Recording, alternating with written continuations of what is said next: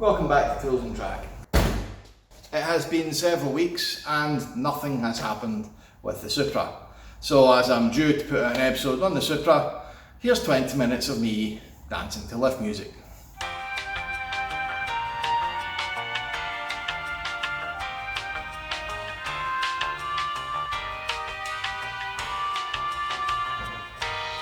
Yeah right, let's do something in the engine, come on!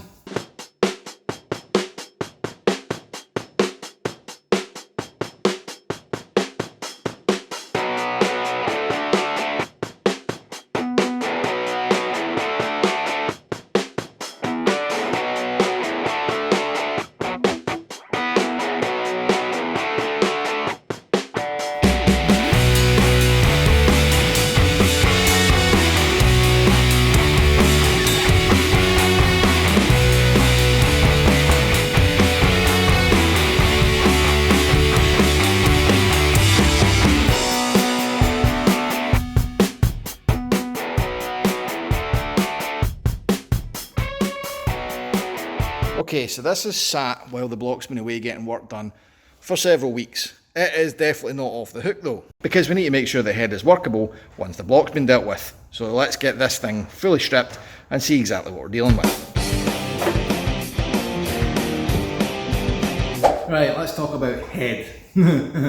Specifically, cylinder heads. Now, we've done a lot of stuff in Tools and Track over the years, but I've never actually got in depth and properly did engine stuff with you guys. Well, I've got a perfect opportunity now. So this is a 1JZ cylinder head, granted 24 valve, straight 6 engine, pretty complex, but principally the same rules apply for all cylinder heads. This guy is a valve bucket cam assembly. That means that the cam acts more or less directly on the valves to open and close and let gases in and out of the cylinder. However, there is a hydraulically actuated bucket. Except in this one it's not. It's actually a shimmed bucket and it's hydraulically lubricated, I guess. So all of these buckets have shims underneath them and that gaps it perfectly so that when the cam acts on it, it lifts exactly the amount the valve needs to open and close.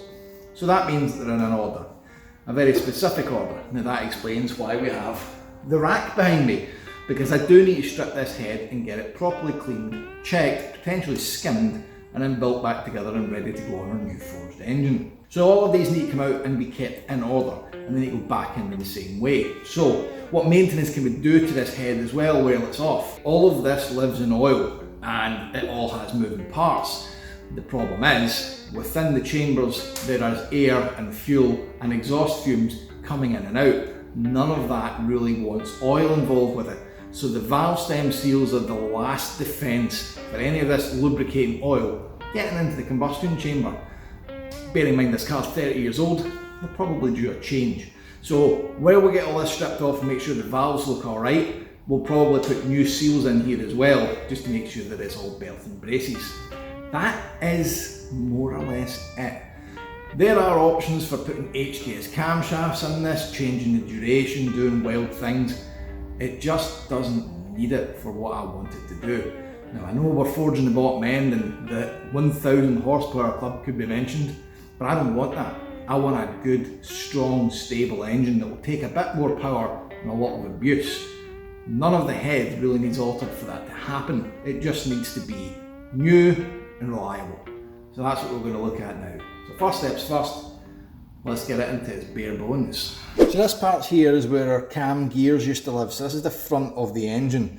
This is inlet 1, 2, 3, 4, blah blah blah. Exhaust 1, 2, 3, 4. That's how I'm going to refer to these from now on.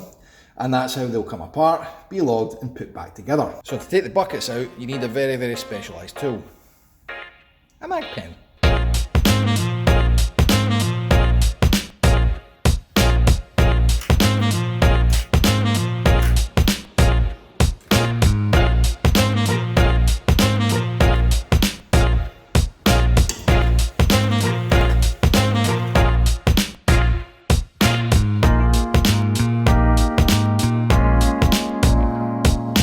Here's a nice touch. I thought these two manifolds were different, but they're not, they're identical. The difference is, one of them lives upside down, the other one doesn't. which is pretty trick. It kind of stands to reason because obviously the parallel turbos need to face each other, so the simple way to do that is to flip one of them upside down so that they both exhaust into the same direction. Very clever thinking, Toyota. That would have kept the cost down. Right, that's the exhaust manifolds off. The next thing I need to think about is, this is going in a bath, by the way, not the bath in my house, that's for me. This is going into like a kind of treatment bath to clean it off. So I don't want any electronics, basically I don't want anything in the way. What I have to have here is a bare solo head with nothing, so that everything that's hiding behind sins gets cleaned out.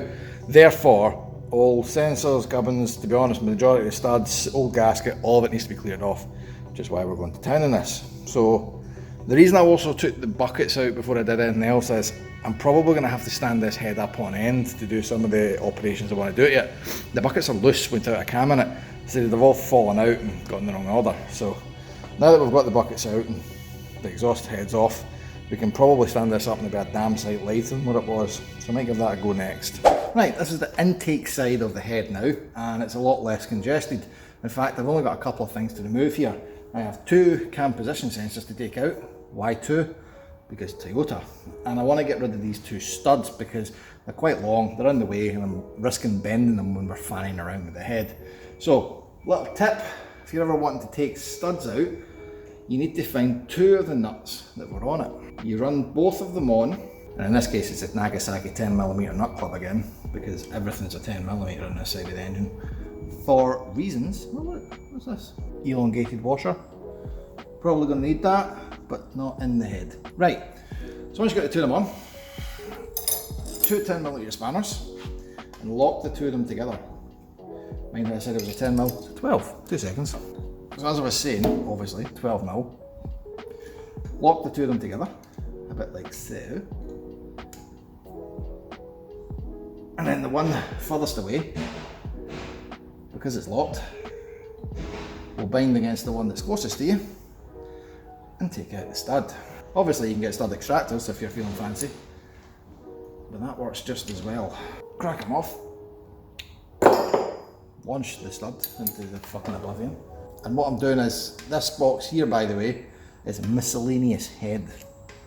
The stuff's all different enough that I'll know what it's for, but it means it's all in one place, not to be confused with engine or outside of engine or any of the other bolts that I've got. And by the way, there are many. Is this one going to launch as well?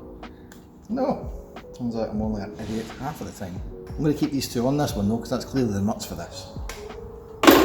That's 2 less nuts I need to worry about. Right, so cam position sensors, and that is a 10mm, so we're right about that. This is interesting. So these have obviously got magnetic pickups in them, and look how that's kind of bulged around the bore. That gave me the fear. It's not. It's metallic dust, also known as unfiltered metallic fragments, lying around the engine because of a magnet. Ugh. Get them cleaned before they go back on. We're onto the valve removey stage, and rather than standing it up on end, which I now realise was a really stupid idea, we can put it on its side, and that gives us access to get in with a tool. However, the problem comes when you try and use the cheap basic tool, which frankly I have never used since the day you bought it, and it won't work because it's made by... Well, who wants to guess why it won't work? Because in no way, shape or form will that tool ever catch the top of that valve because of its design. Therefore, it was a waste of bloody money, and it's time to go on eBay and buy a proper one. So, what can you do? Buy old crap things with valves that protrude at the top of the head and it would work, but I'm not into the notion of buying old crap engines, so back in a Put 24 valves in the engine, they said. Maintenance will be an absolute doddle. New spring compressor is doing the trick, and we are, man, like a quarter of the way through this now. This is going to be my night. However, little top tip for when you're taking valves out of this guy, because I got caught out in the first one and nearly lost the 2 collets that hold the valve in. Let's do the how-to part. One round. So once you've got the spring compressor located and you start to tighten it down, you'll find it gets tighter and tighter, but the valve doesn't do anything. Give it a wee shake on the way in. And that generally unseats the collets like that. That's the ping you're looking for. If you haven't got that ping before you start putting proper tension in this, you're going to have the seat ping good and proper, and all the collets are going to fall out and get lost. Once you've got the collets loose, assuming that they're sitting fairly slack, mag pen. Just chuck it in, and I've actually more often than not got at least one out in the first shot. If the second one doesn't want to budge from the other side, fine pliers, and that generally does it. Now, don't mix these up. Once you've got a full valve stripped, get it filed, and that means you don't mix anything up. Once they're off, when you back this guy out, the spring just comes completely off tension, and there's nothing holding the valve in. So you can then move it out the way, but I have been just moving it onto the next valve, because I don't want to be here for the rest of my life. Onto the next guy, stick it under load, that allows you to go yoink, push the valve in, and remove it from the other side of the head. Now, having looked at the service manual, by the way, you'll note the valves can only go in one way, but the springs could go in two. Take care when you're putting these back in. The tight spring compression part goes to the bottom, and the slack compression part goes to the top.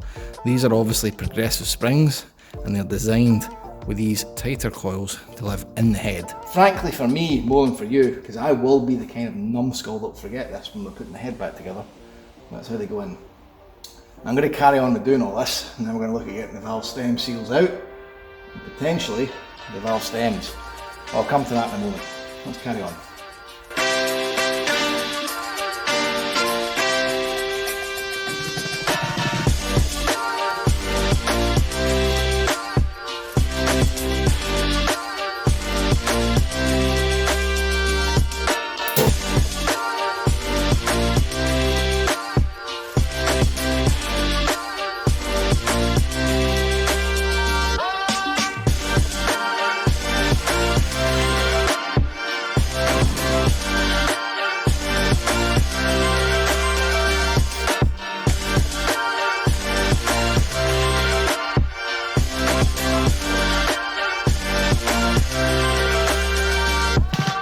This is not a quick job. It's been so long.